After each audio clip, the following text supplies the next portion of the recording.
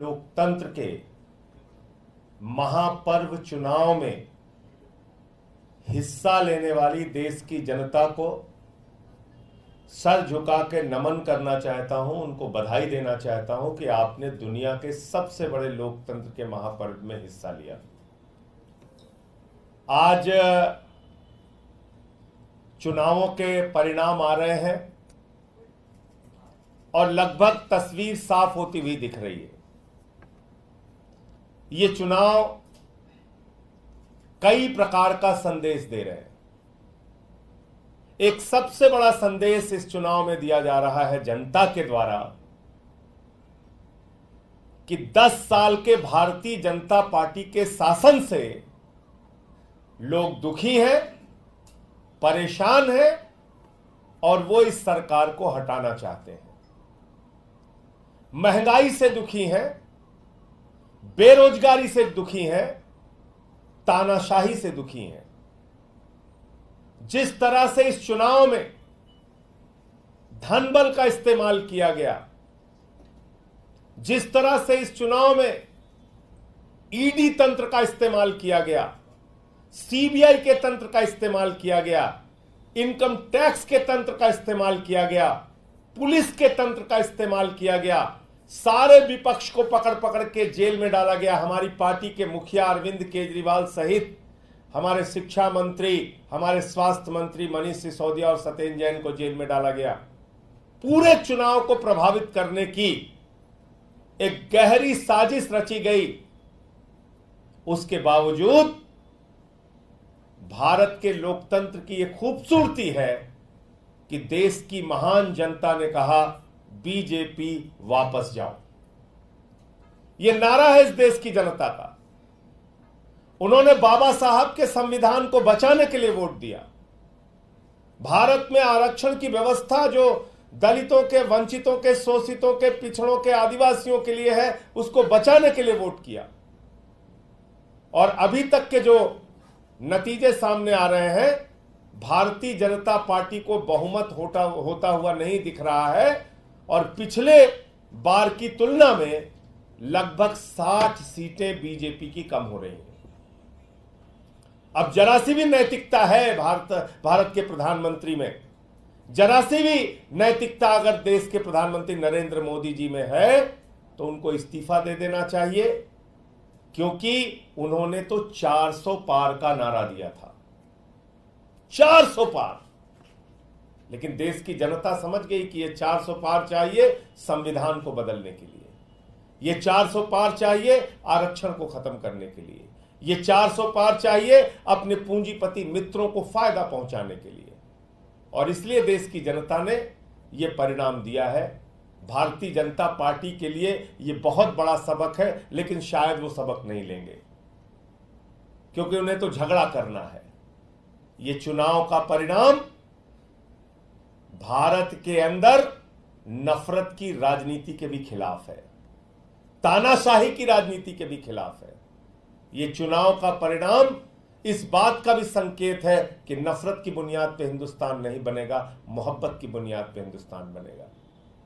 तो इसलिए मैं इस देश की महान जनता को बधाई देना चाहता हूं कि लोकतंत्र के इस महापर्व में आपने हिस्सा लिया और एग्जिट पोल के परिणाम को पूरी तरीके से आपने ध्वस्त किया और ये बताया कि हम लोकतंत्र के अंदर अपने मुद्दों के आधार पर वोट देंगे, पार्टियों का चयन करेंगे। किसी को भी इस अहंकार में नहीं रहना चाहिए कि वो बिल्कुल हमेशा के लिए इस देश पे तानाशाही की अपनी हुकूमत चलाएंगे।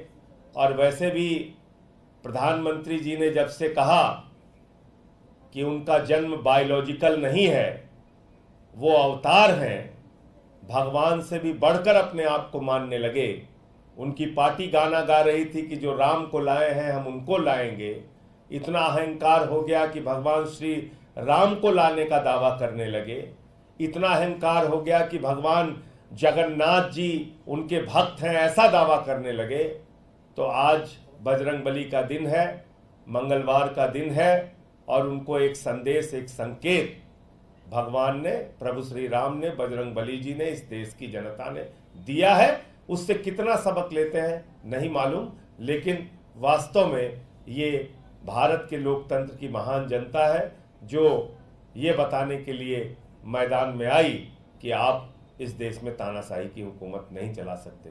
मैं निवेदन करूंगा हमारे प्रदेश अध्यक्ष और कैबिनेट मंत्री गोपाल राय जी से कि वो अपनी बात रखें।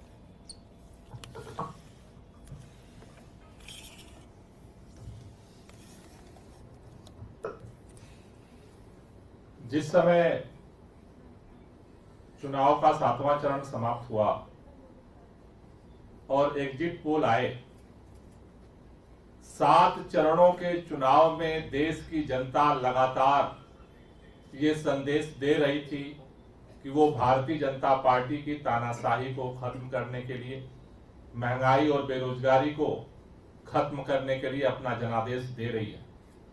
लेकिन जिस तरह से जनता के संदेश को जानते समझते हुए आखिरी समय में भी भारतीय जनता पार्टी ने, देश की केंद्र की सरकार ने, प्रधानमंत्री जी ने पूरे मीडिया चैनल्स को जिस तरह से मैनेज किया गया और फर्जी एग्जिट पोल घोषित करके लोगों के साइकोलॉजिकल माइंड पर जिस तरह से दबाव बनाने की कोशिश की गई, मुझे लगता है कि यह जनादेश उसके भी खिलाफ है।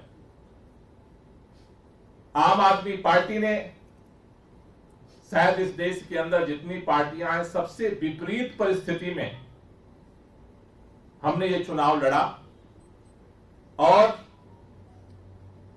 हमें इस बात का भरोसा है, जिस तरह से दिख रहा है कि पंजाब के अंदर से हमारे सांसदों की संख्या बढ़ने जा रही है सदन के अंदर।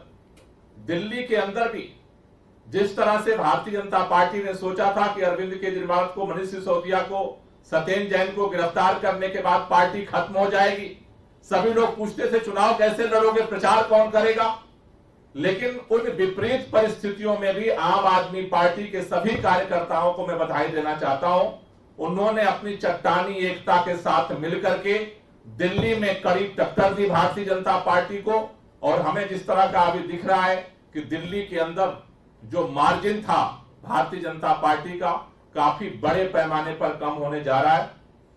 मैं देश के लोगों से एक ही बात कहना चाहता हूं, आपने भाजपा को हराया है, लेकिन भाजपा का अभी तानाशाही प्रवृत्ति, मनोवृत्ति अभी खत्म नहीं हुई है।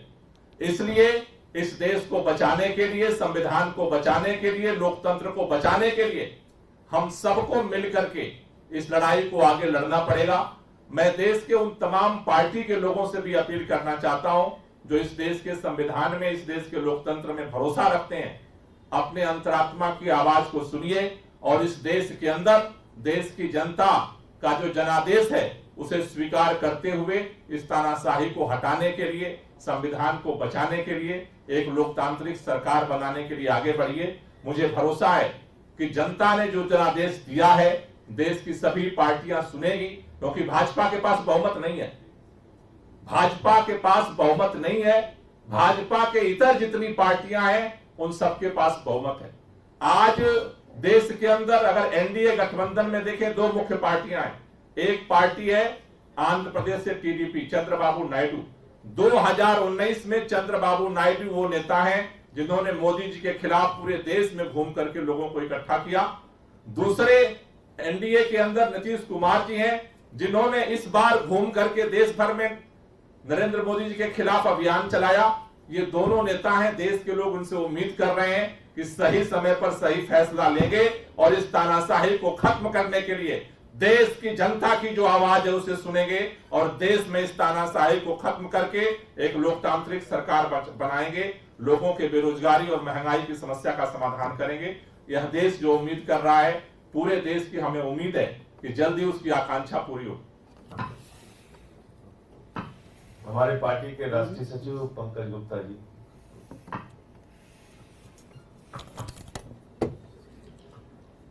मैं समझता हूं आज पूरे देश की जनता, इस देश की जनता ने जो इस चुनाव में नतीजे दिए हैं वो इस देश पर ही नहीं पूरे विश्व पर एक बहुत बड़ा असर करेगी।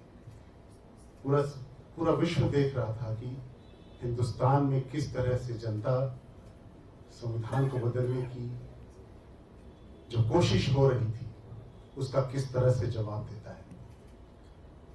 और मेरा विश्वास है कि लोकतंत्र में आस्था, भारत के लोकतंत्र में आस्था इन चुनावों के बाद बहुत बढ़ेगी। और जैसा अभी मैं सिर्फ इतना कहना चाहता हूं कि जैसा अभी गोपाल जी ने कहा कि देश की जनता अब सभी पार्टियों से, भाजपा के अलावा जितनी भी पार्टियां हैं, उन सब से ये उम्मीद करती है कि वो देश के हित में, देश के लोकतंत्र के हित में, देश के उन गरीबों के हित में जो सरकार की तरफ इस आशा से देखते हैं कि उन्हें रोजगार मिलेगा, उन्हें जीने का सहारा मिलेगा, उन सब के हित में वो ऐसा निर्णय लेंगे जो दूर तक देश को आगे लेकर चलेगा। बहुत बहुत धन्यवाद। संजय जी, आप लोग की पार्टी के बहुमत है, इंडिया ब्लॉक के पास भी आपने जो गोपाल जी ने अपील की, आपको लगता है कि सामने से खुल के उन लोगों से अपील की जानी चाहिए, मतलब क्योंकि इंडिया के पास अभी तक बहुमत। देखिए, संभवतः इंडिया गठबंधन की बैठक जल्दी होगी और उसमें आगे की रणनीति तय करेंगे। गोपाल जी ने दो महत्वपूर्ण बात की।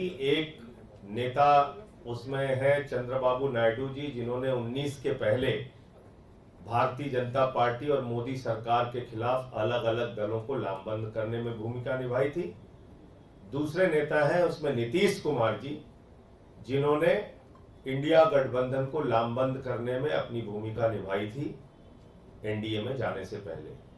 तो बाकी प्रतीक्षा करते हैं। दिल्ली पंजाब